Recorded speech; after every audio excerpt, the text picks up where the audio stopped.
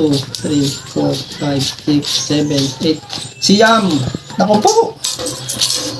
Kulang pa ng 2,000. Wala pa din yung gasolina, load, gulay. Masakit na ang ulo ko din sa pagkukwinta. Sus, kukulang mga pambihira naman na rin aking mag-ina. Palang nakulang pa rin ang aming budget ay panay pang order. Naku, may dadating pa pala akong parcel. Parang kulang-kulang 2,000 yun. Naku, kakansilin ko na rin gasol. Mga ngahoy na lang. At saka aring karne. Maggugulay na lang at isda. Bakit ba ang islaw ba tilaw? Ay, oo, ako na nga. Dito na nga ako yan. Areho ang inyong parcel.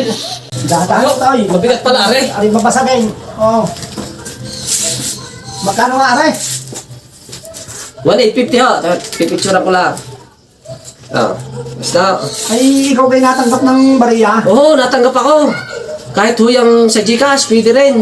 Ay, gawa ng ang aking pira ay nakabudget na. Ay, hindi pwedeng galawin. Ay, Basta kumpleto ang bayad, kahit bariya yan. tay, at ako'y kukuha ng bariya. Sige ha. Ayan kayo, babay niyo sa akin. Oo. Ay, bilang na ho yan. Hindi pa. At bibilangin ko pa nga lang ngayon. Ay, may pa ho itulungan ko kayo at nung tayo madali. Ay, hindi na utoy. Walang problema. Ari, kayang-kaya ko. Kayang-kaya ko. Sigurado ho kayo? Oo. Ay, sige, hindi na lang ako maghihintay.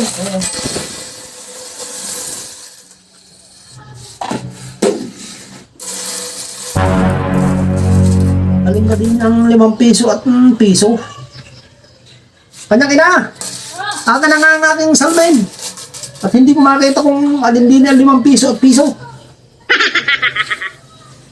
1,830, 31, 32. Matagal pa ho yan. Ay, ako yung idilim na. Ay, magre-remit pa ako sa opisina.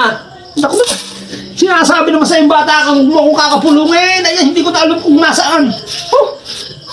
10, 20, 30. Ayun ho yan. Pamula uli. Naku po!